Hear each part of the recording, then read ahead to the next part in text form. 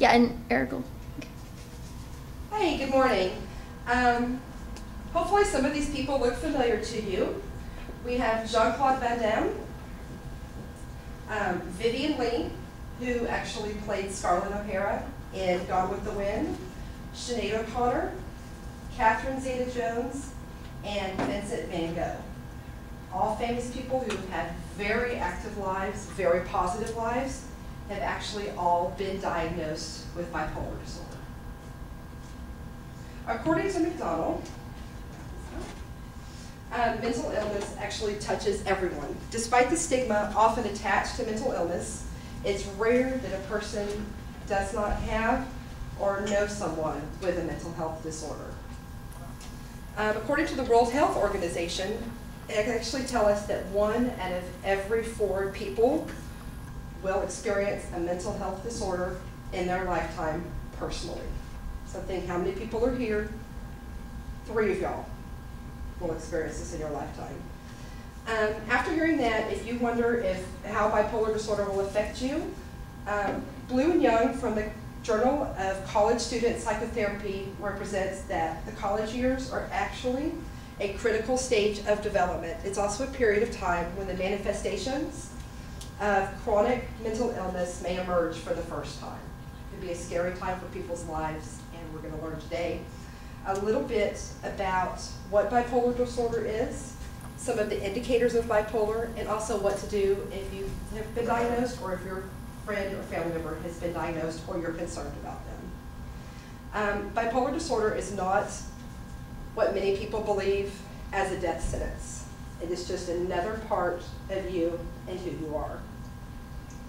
According to Dr. Fada, bipolar disorder is previously known as manic depressive illness. It is a biological brain disorder that causes severe disruption of emotional balance and can affect 1 to 5% of the population. In the journal Intervention in School and Clinic, Dr. Crundwell states that bipolar is also a combination of factors that include genetic transmission and vulnerability, as well as neurotransmitter abnormalities. According to the DSM-4, which is also known as the Diagnostic and Statistical Manuals of Mental Health Disorders, there are 2 main forms of bipolar disorder. There's bipolar 1 and bipolar 2.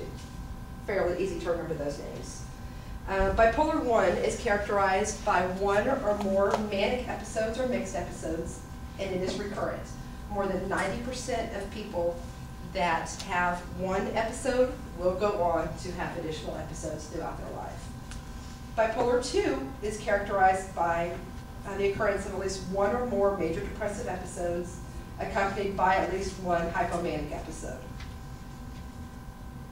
Episodes of hypomania annuitated symptoms as mania, defined by periods of elevated or irritable, expansive mood, lasting several days or longer, but that does not cause social effects within the person.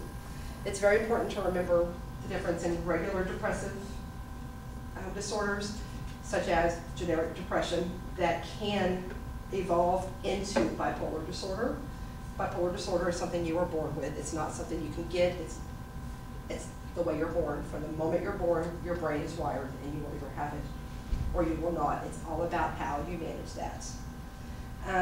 Some of the indicators of bipolar disorder are irritability, as well as marked, prolonged, and aggressive temper outbursts. And these aren't the normal temper outbursts of, I'm just mad, I want to go punch a wall. This is, I'm mad, I'm going to go to your house, rip out your heart, stomp on it, and watch you bleed to death in front of me while doing it with a straight face. It can be very, very scary. The risk factors for both male and female are very close, though it's increasing for females with bipolar 2. Dr. Montemore actually states that there's actually a high degree of morbidity, which means 2 separate conditions that frequently occur together with ADHD. And ADHD actually as high as 75%. Manic episode is actually a distinct period in which there is abnormally and persistently elevated, expansive, or irritable mood. Not happy, just super irritable. In order for it to be considered a manic episode, it actually has to occur over time of at least 1 week straight. If you suspect that a friend or a loved one may have bipolar disorder, it is a very scary time in your life. But some of the things that you can do to help your family members, your loved ones, or yourself is, first and foremost, is a complete psychological evaluation. This disorder is so complicated. There is no way, there is no self-diagnosis, like Dr. Wink said, with WebMD, those type of websites. It is so in-depth. As well as medical and medicinal stabilization, monitoring symptoms, and most importantly, education. According to the book, The Treatment of Bipolar Illness, they say it is crucial to have a very active two-way partnership between family or friends and the patient, as well as a partnership of clinicians and physicians with the patient against the illness. Some therapies include individual, group, family therapy, as well as psychotherapy. Additionally, according to the Journal of Clinical Nursing, early support and strategies for managing the symptoms of the disorder may potentially facilitate improved self-efficiency and self-management in subsequent stages of their lives.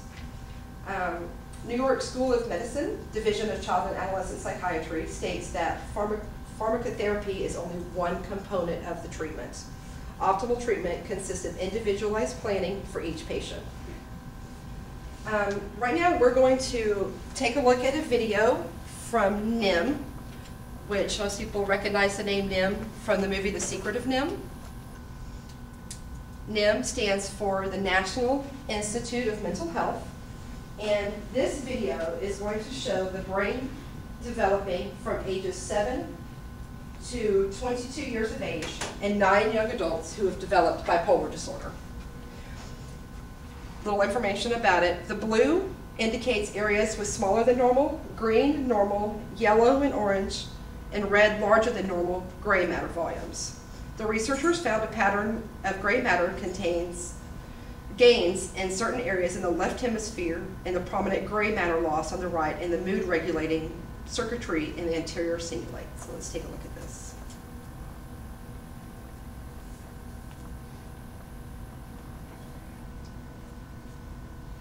Okay, just in case you didn't get that, as it changes colors, that is actually part of your brain dying.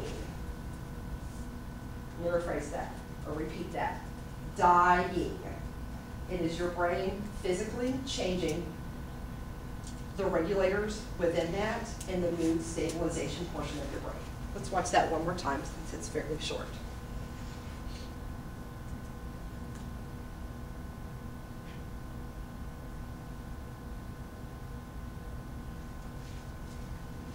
It's a very difficult thing to watch if you have anyone related within this disorder. In conclusion, I want you to remember 3 key things about bipolar disorder. First, it is not a death sentence. People with that do not want you to look at them and go, that's probably the worst thing you can do. Looking at someone with bipolar, you would have no idea that they have this disorder. Second, things to look out for if you're concerned about mental health illness, as well as what to do with yourself or your loved ones to gain the appropriate diagnosis and to continue their and your daily walk with bipolar. Finally, I'd like to leave you with a quote. Mental illness is a real disease. We would never, ever, as a culture, tell someone suffering with cancer that chemotherapy is not needed because the cancer is not a real disease. So why would we say the same thing to those suffering from bipolar disorder, a real mental health disease? Thank you. We have some papers that if y'all are interested, just a little additional information about some